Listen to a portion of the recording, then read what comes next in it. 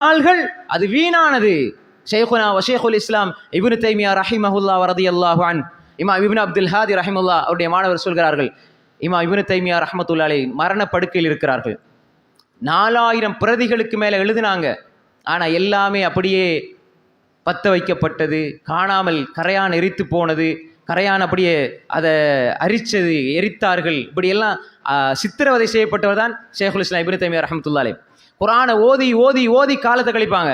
மிகப்பெரிய அறிஞர் இமாம் இப்னு கசீர் திமிஷ்கி ரஹிமஹுல்லாஹ் தஃப்சீருல் குர்ஆனில் அதீம் அல் பிதாயா வன் நிஹாயா எழுதிய இமாம் இப்னு கசீர், 98 புத்தகங்கள் எழுதிய இமாம் இப்னு கய்யிமில் ஜௌசியா ரஹ்மத்துல்லாஹி அலைஹி, மிஃப்தாஹ் தாரிஸ் ஸஆதா, மதாரிஜுஸ் சாலிகீன், அத்திபுன் நபவி, ஜாதுல் மஆத், ரௌதத்துல் முஹிப்பீன் வ நுஸ்ரத்துல் முஸ்தாகீன், இப்படி ஹாதில் அர்வா இலா பிலாதில் அஃப்ராஹ், தஃப்சீருல் கய்யிம் இப்னு கய்யிம், இப்படி அற்புதமான புத்தகங்களை எல்லாம் எழுதிய இப்னு கய்யிம் உருவாக்கியவர்.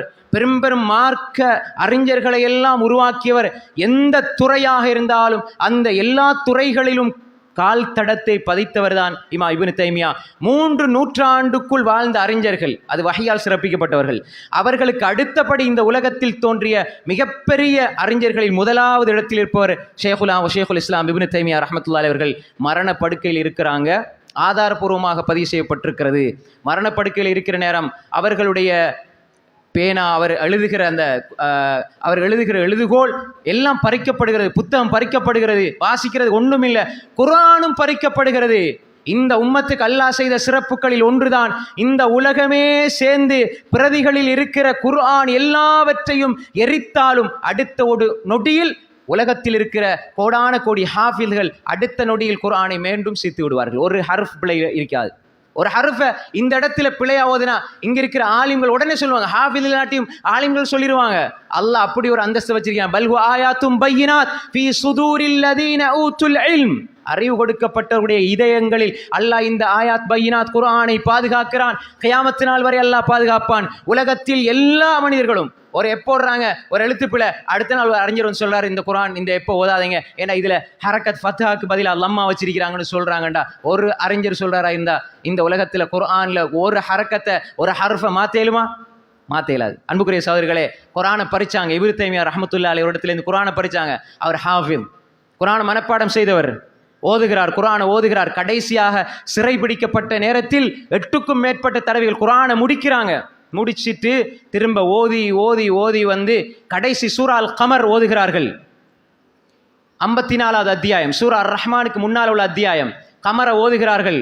ஓதி இன்னல் முத்தகீன ஃபீ ஜன்னாத்தின் வ நஹர் ஃபீ மக்அதி சித்கின் இன்த மலீகின் முக்ததிர், முத்தகீன்கள், இறையுணர்வோடு வாழ்பவர்கள், அல்லாஹுடைய அன்போடு வாழ்பவர்கள் சொர்க்கத்தில் இருப்பார்கள், சோலைகளில் இருப்பார்கள், ஆறுகளில் இருப்பார்கள், சுவனத்து சோலைகளில் இருப்பார்கள். ஃபீ மக்அதி சித்கின், உண்மையான இருக்கையில், இந்த மலீகி முக்ததிர், அரசாட்சி செய்யக்கூடிய சக்தி வாய்ந்த அல்லாஹ்வுக்கு பக்கத்திலே இருப்பார்கள் என்று ஓதுகிறார்கள். அவர்களுடைய உயிர் பிரிகிறது. ஏன் நான் இதை சொன்னேன்டா, குர்ஆனை ஓதி சொர்க்கவாதி இப்படி இருப்பார், அல்லாஹ்வுக்கு பக்கத்தில் இருப்பார் என்ற வசனத்தை ஓதுற பொழுது மௌத்தாகிறாரு. அதுக்கு முன்னுக்கு அவர் என்ன கவலைப்பட்டார் தெரியுமா? நான் குர்ஆனோடு கழிக்காத நேரத்தை எல்லாம் வீணா கழிச்சிட்டேனே அப்படின்னாங்க. அப்படின்னா என்ன அர்த்தம்? மாணவர்கள் உருவாக்குறது வீணானதல்ல, 1000 புத்தகம் எழுதுறது வீணானதல்ல. ஏன் அவங்க கவலைப்பட்டாங்க என்றால், குர்ஆனுக்கு இன்னும் முக்கியத்துவம் கொடுத்திருக்கலாமே. வீணான நேரங்களை நான் பேசினது, அங்க போனது, இங்க வந்தது, குர்ஆனை கழிச்சிருக்கலாமே. அதனால தான் அன்புக்குரிய சகோதரர்களே, இமாம் இப்னு கய்யிம் ரஹ்மத்துல்லாஹி அலைஹி எவ்வளவு பெரிய அறிஞர், அவர் உருவாக்கின மாணவர், இப்னு தைமியா உருவாக்கின மாணவர் இப்னு கய்யிம் ரஹ்மத்துல்லாஹி அலைஹி அவர்கள் இந்த இன்று உலமாக்கள் இருக்கிறார்கள். கேட்டு பாருங்க, ஜாதுல் மஆத் ஃபீ ஹதி கைரில் இபாத், அல்லாமா பின் பாஸ், இப்னு உதைமின் போன்ற அறிஞர்கள் இதை பற்றி விவரித்து சிலாய்த்து பேசியிருக்கிறார்கள். அவருடைய மாணவர்களுக்கு சொல்லுகிற பொழுது, நீங்கள் இதை தலையணைக்கு பக்கத்திலே வைத்து இதை வாசித்து விட்டு தூங்குங்கள், அவ்வளவு பெருமதியான புத்தகம் ஜாதுல் மஆத் ஃபீ ஹதி கைரில் இபாத். அப்ப அந்த புத்தகத்தை எழுதுறாரு எப்படின்னா, ஒரு பயணம் போற வழியில ஒட்டகத்துக்கு மேலே இருந்து எழுதின புத்தகம். இன்று மாதிரி கம்ப்யூட்டர் லேப்டாப்பில் அடிச்சவனே ஹதீஸ் வாரதுக்கு அந்த புத்தகத்தை படிச்சு பார்த்தா எவ்வளவு பெரிய அறிவை அல்லாஹ் கொடுத்திருக்கிறான். இப்னு தைமியா கொடுத்த அறிவு ரஹ்மத்துல்லாஹி அலைஹி. அந்த மனிதர் கவலைப்பட்டார், என்னண்டா குர்ஆனோடு நேரத்தை கழிக்கவில்லையே, குர்ஆனோடு என்ன நேரம் போகவில்லையே என்று பயந்தார்கள். அன்புக்குரிய சகோதரர்களே, நாங்க இப்னு தைமியா ரஹ்மத்துல்லாஹி போல புத்தகம் 4000 கொப்பிகள் பிரதிகள் எழுதினோமா? இப்னு கையும் போல 98 புத்தகம் எழுதினோமா? இப்னு ஜரீர் தபரிய போல 800 புத்தகம் எழுதினோமா? தாரீஹு தபரி தஃப்சீரு தபரி எழுதினோமா? அல்லது இமாம் சுயூத்தியை போல 600 புத்தகங்கள் எழுதினோமா? அல்லது இமாம் இப்னு ஹஸ்ம் அல் அந்துலுசியை போல 400 புத்தகங்கள் எழுதினோமா? அல்லது இப்னு ஹஜர் அல் அஸ்கலானியை போல 274 புத்தகங்கள் எழுதினோமா? இமாம் ஸஹாவி ரஹ்மத்துல்லாஹி அவர்கள் அல் ஜவாஹிர் வத்துரர் ஃபி தர்ஜுமத்தில் ஹாஃபிஸ் இப்னு ஹஜர் என்ற புத்தகத்தில் இப்னு ஹஜர் ரஹிமஹுல்லாஹ் பற்றி எழுதுகிறார்கள். ஃபத்துல் பாரி என்று எழுதினார்கள். இமாம் புகாரியுடைய அல் ஜாமிஉ ஸஹீஹுல் முஸ்னதுக்கு ஃபத்துல் பாரியின் விளக்கம் எழுதினார்கள். இப்படிப்பட்ட அறிஞர்கள் எல்லாம் கவலைப்பட்டாங்க, குர்ஆன் குர்ஆன் குர்ஆன். இமாம் ஷாஃபிஈ ரஹ்மத்துல்லாஹி அலைஹ் 7 வயதில் குர்ஆனை மனப்பாடம் செய்தார். 9-10 வயசுல அவருடைய ஆசிரியர் இமாம் மாலிக்குடைய முவத்தாவை மனப்பாடம் செய்தார்.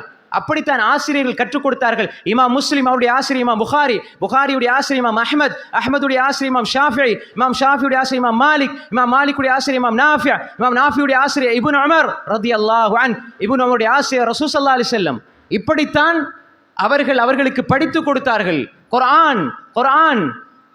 அன்புக்குரிய சகோதரர்களே, பெரும் பெரும் அறிஞர்களுடைய சபைகளுக்கு போய் உட்கார்ந்தால் அவங்க கேட்பாங்க, குர்ஆன் பாடமா? குர்ஆன் தெரியுமா?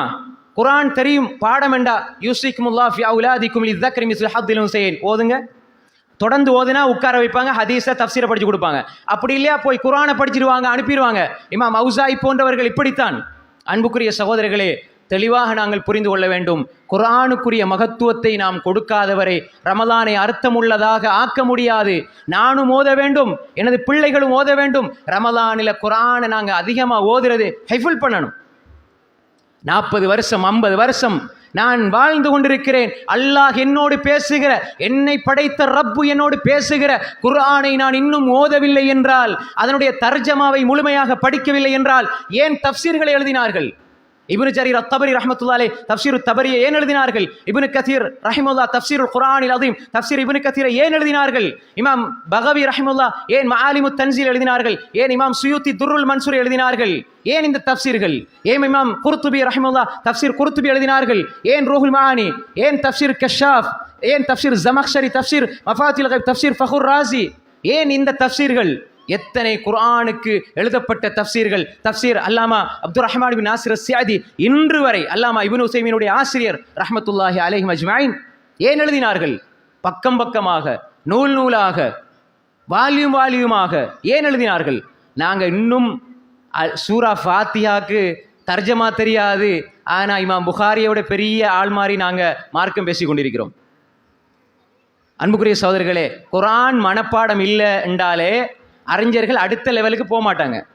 இமாம் ஷாஃபி, ஹாஃபிஸ், அபு ஹனீஃபா, மாலிக், அஹ்மத், புகாரி, முஸ்லிம், திர்மிதி, நஸாஇ, இப்னு மாஜா, அபு தாவூத், தாரகுத்னி, தபரானி, பைஹகி, சுயூத்தி, ஸஹாவி, இப்னு தைமியா, இப்னு கையிம் ரஹ்மத்துல்லாஹி, அல்லாமா இராக்கி, யூசுப் அல் மிஸ்ஸி, இமாம் ஸஹபி, பெரும் அறிஞர்கள், ஆயிரக்கணக்கான நூற்றுக்கணக்கான வால்யூம்களை எழுதியவர்கள் குர்ஆனை மனப்பாடம் செஞ்சாங்க.